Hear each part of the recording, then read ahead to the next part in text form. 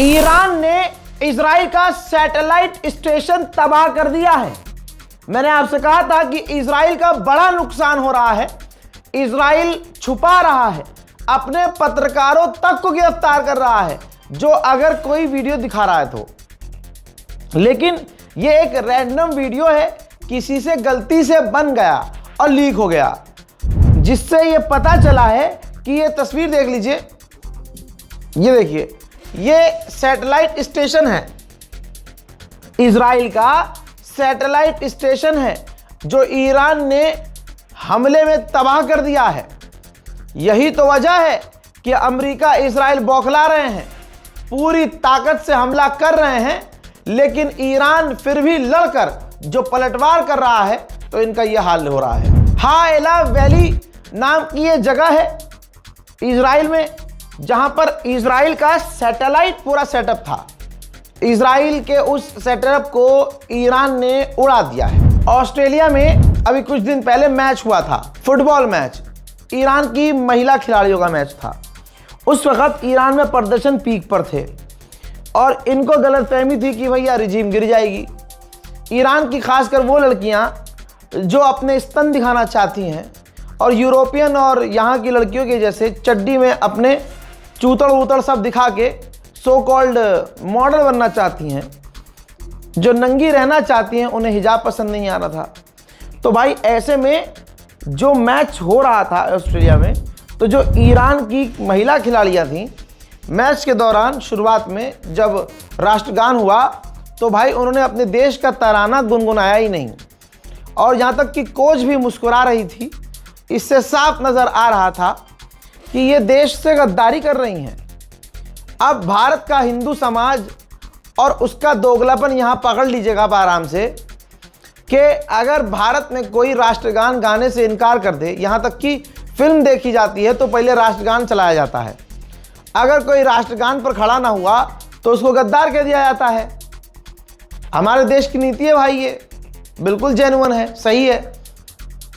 यही चीज़ वहाँ हो रही है। ये लड़कियाँ राष्ट्रगान गाने से इनकार कर देती हैं।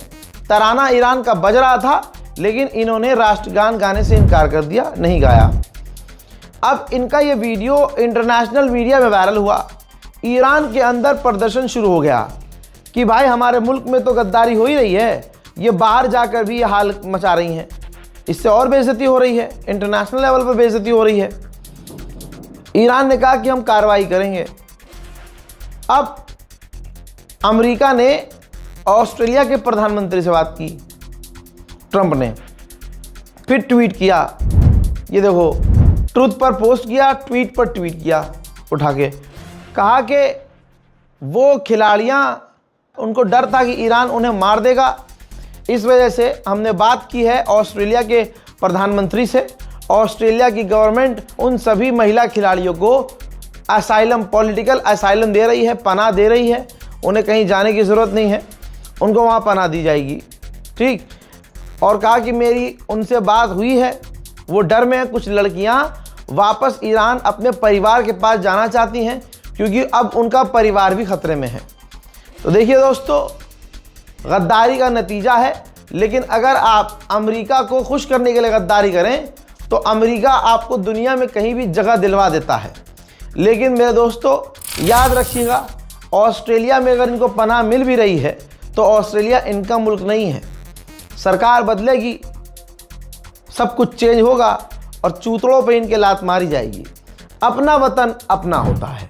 इस रिपोर्ट को शेयर कर दीजिएगा, भर भर कर इंफॉर्मेशन दे रहा हूं, बहुत बड़ी बड़ी इंफॉर्मेशन। ब्रेकिंग न्यूज़ एक और दूं आपको, डोनाल्ड ट्रंप एकदम परेशान हो चुका है। ईरान के अधिकारियों ने बताया है और ऑफिशियली जानकारी दी है कि डोनाल्ड ट्रंप अब अड़ोस पड़ोस के देशों से कह रहा है कि ईरान से बात करो। ईरान से कांटेक्ट करने की, हमारे आला अधिकारियों से कांटेक्ट करने की कोशिश ट्रंप कर रहा है, लेकिन हम उनसे बात नहीं कर रहे हैं। और अब डोनाल्ड ट्रंप पड़ोसी देशों से कह रहा है कि ईरान से बातचीत करो।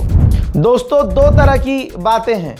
देखिए, ईरान ने स्टेशन तबाह किया है, जो मैंने आपको वीडियो दिखाया था, देख लीजिए दोबारा, इजराइल के अंदर। देखिए, तबाह तो हुआ है, एक बात कंफर्म है, इजराइल का सैटेलाइट स्टेशन तबाह हुआ है, ये कंफर्म है। लेकिन अभी अभी मेरे पास खबर आ रही है कि हो सकता है ये हिजबुल्लाह ने किया हो। अब ये हो सकता है हिजबुल्लाह ने किया हो या ईरान ने किया हो। मेन मुद्दे की बात यह है कि इजराइल का सैटेलाइट स्टेशन तबाह हुआ है। फ्रांस के राष्ट्रपति इमैनुअल मैक्रोन ने कहा कि मेरा मानना है ये जंग अभी कुछ हफ्ते और चलेगी। मेरा मानना ये भी है कि सिर्फ बमबारी कर देने से कहीं की रिजीम चेंज नहीं हो सकती। Nous nous mettons en situation de pouvoir durer et je pense que rien n'indique que cette guerre cessera dans les jours à venir. Et donc cette guerre, je pense, durera à coup sûr dans cette phase intense, en tout cas plusieurs jours, peut-être plusieurs semaines.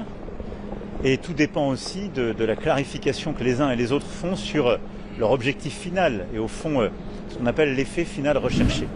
Germany का chancellor, क्योंकि सबसे ज़्यादा नंगापन Germany में है, तो Germany के chancellor ने इसको पहचान लो और बल्कि ईरान से कहूँगा कि ज़मीर को ज़िंदा रखो और इस जर्मनी का इलाज बांधो।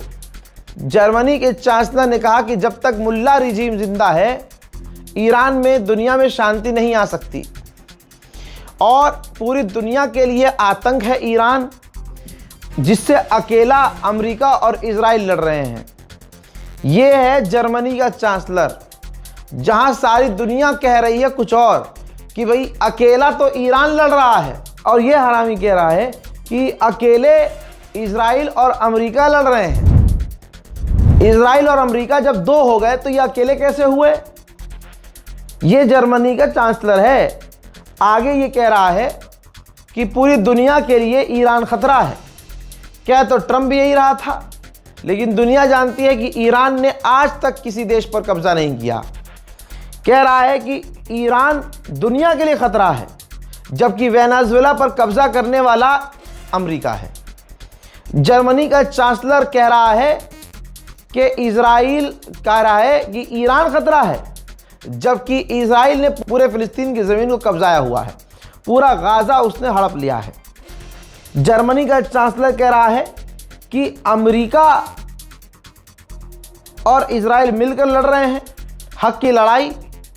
तो हक की लड़ाई ये है कि इराक का ये तेल पी गए, अफगानिस्तान को तबाह किया और पूरी दुनिया पर ये गुंडागर्दी कर रहे हैं।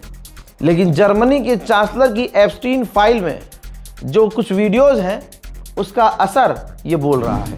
मामला इतना गड़बड़ा गया है कि अब क्योंकि सऊदी में या किसी और अरब देश में इतनी हिम्मत नहीं है कि अब जब ईरान इतना पीट चुका है तो हिम्मत ये दिखाएं, और बल्कि जब अमेरिका और इजराइल पिट रहे हो तो अरब हिम्मत कर सकते हैं ईरान पर हमला करने की। तो अमेरिकी सेनेटर बुरी तरह से भड़का है। उसने कहा है कि हमें सऊदी अरब से अपने रिलेशन के बारे में ठीक से सोचना होगा कि इनसे रिश्ते हमें रखने हैं कि नहीं, क्योंकि सऊदी अरब लगातार मना कर रहा है हमारी इस जंग को ज्वाइन करने से, बल्कि सऊदी अरब हमारे साथ मिलकर इस ऑपरेशन को पूरा करना नहीं चाहता। तो दोस्तों, अमेरिका बुरी तरह से भड़का हुआ है और अमेरिका और इजराइल की ही कोशिश है कि ईरान के खिलाफ अरब जंग में उतर जाए। ईरान के ऑफिशियल ने यह तक कह दिया कि अमेरिका इजराइल नहीं समझ पा रहे हैं कि उनकी स्ट्रेटजी हमारे खिलाफ काम नहीं कर पाएगी और हम लंबी जंग के लिए तैयार हैं। डोनाल्ड ट्रंप ने कहा है कि ये बहुत जल्दी होगी अगर हम ईरान के तेल को सीज करने की बात करें। हज़रात याद रखिएगा, ट्रंप और इजराइल के किसी बयान पर भरोसा मत कीजिएगा। मिसाइल चाहे तुर्की पर हिजबुल्लाह ने दागी हो या ईरान ने, खबर कंफर्म है कि तुर्की के अंदर जो तुर्की गवर्नमेंट है उसने ईरान के एम्बेसडर को समन कर लिया है। वहीं में दोस्तों, भारत की मोदी 56 इंच की सरकार ने फादरलैंड से परमिशन ली। परमिशन जो है डोलैंड ने दे दी। डोलैंड का परमिशन लेने के बाद अब यही भारत सरकार 6 मिलियन बैरल रूसी तेल रूस से खरीद रहे हैं और ये 30 दिन की भीख मोदी को डोनाल्ड ट्रंप ने दी है, जिस भीख पर तमाम भारत के गानाचट्टे गोबरखोर खुश हैं। उधर ईरान ने बड़ी धमकी दी कि अगर हमारे पड़ोसी देशों ने, अरबों ने अमेरिका को नहीं रोका तो हम कुछ ऐसा कर देंगे कि तेल $200 पर बैरल पहुंच जाएगा। ईरान के विदेश मंत्री ने कहा कि हम आम अमरीकियों को निशाना नहीं बनाते, बट अमेरिका की गवर्नमेंट हमें नुकसान पहुंचा रही है, नुकसान पहुंचाना चाह रही है। अमेरिका के टैक्स पेयर का पैसा इस जंग में फूंक रही है और देश बर्बाद कर रही है। हजरात सोचिए, बहरीन और ये अरब देश तुम्हारे लिए कितने खतरनाक हैं, सच बोलने वालों के लिए कितने खतरनाक है। ऐसे थोड़ी इनकी अब तक बातचीत टिकी हुई है। मेरे दोस्तों, बहरीन की प्रोसिक्यूटर कमेटी चाहती है जिन लोगों ने ईरान के हमलों का वीडियो बनाया और जो हमारे यहाँ तबाही मची उसका वीडियो, फोटो और इंफॉर्मेशन शेयर किया, फेसबुक पर डाला, इंस्टाग्राम पर पोस्ट किया या ट्वीट किया, ऐसे अपने देश के गद्दारों को सीधा फांसी दी जाए। तो गल्फ में अगर पैसा कमाने गए हो तो पत्रकार बनने की कोशिश, यूट्यूबर बनने की कोशिश मत करना, निपटा दिए जाओगे। जिसका खून खराब हो वो कभी हक बात कैसे कर सकता है। सीरिया के राष्ट्रपति पूर्व ISIS आतंकी ने ईरान के हमलों की जो सऊदी पर किए और दूसरे अरब देशों पर किए उसकी निंदा की और कहा कि हम हिजबुल्लाह से लड़ने को तैयार हैं और लेबनान में जो हिजबुल्लाह कर रहा है हम उसके खिलाफ हैं। हालत बड़ी ख़राब हो गई है ट्रंप की। ट्रंप G7 के आगे झुकने वाला है। G7 देशों से बात करके उनसे कहने वाला है कि आपके जो ऑयल रिजर्व हैं आप उन्हें खोल दीजिए ताकि तेल के दाम ऊपर ना जाएं। लेकिन ईरान पहले ही कह चुका है कि आएगा, कुछ वक्त के लिए नीचे आएगा, लेकिन फिर ये ग्राफ ऊपर जाएगा और तेल के दाम आसमान छुएंगे। अमेरिका ने जो जंग शुरू की है, जिस वजह से गाज़ा की जो मीटिंग चल रही थी, जो पीस कीपिंग मीटिंग चल रही थी, पीस को लाने के लिए कई देशों की मीटिंग चल रही थी जिसमें लीड कर रहा था अमेरिका, ये मीटिंग पोस्टपोन हो चुकी है। लोग गाज़ा और फ़िलिस्तीन को भूल चुके हैं। तुर्की के राष्ट्रपति रजब तैयब एर्दोगान ने कुछ तो पता लगाया है कि ऐसा बयान दिया है। उन्होंने कहा कि अमेरिका और इजराइल एक जाल है, इनके जाल पर भरोसा नहीं करना चाहिए। इजराइल पर तो बिल्कुल भरोसा नहीं करना चाहिए।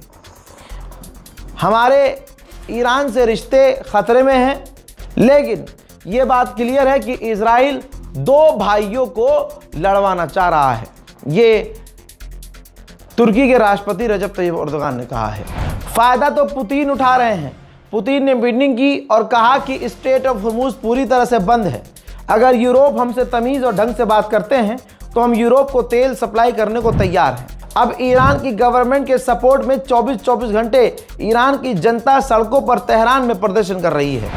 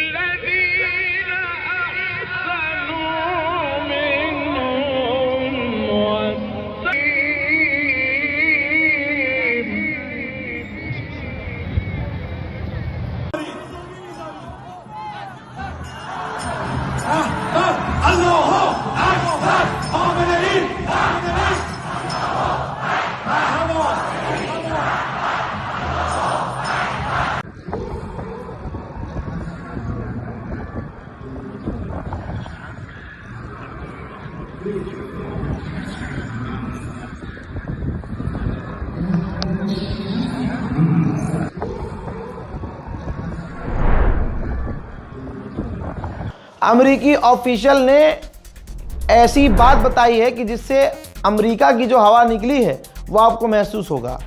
अमेरिकी ऑफिशियल ने कहा है कि ईरान ने एक्टिव कर दिया है विदेशों में अपने स्लीपर सेल्स, जिसकी वजह से अब अमेरिकी लोगों को, इजरायली लोगों को खतरा बढ़ गया है। रजब तैयब एर्दोगान ने कहा कि 10 दिन इस जंग को हो चुके हैं, 1,500 से ज़्यादा ईरान में मौतें हो चुकी हैं, 10,000 लोग घायल हैं और 300 बच्चे मारे जा चुके हैं।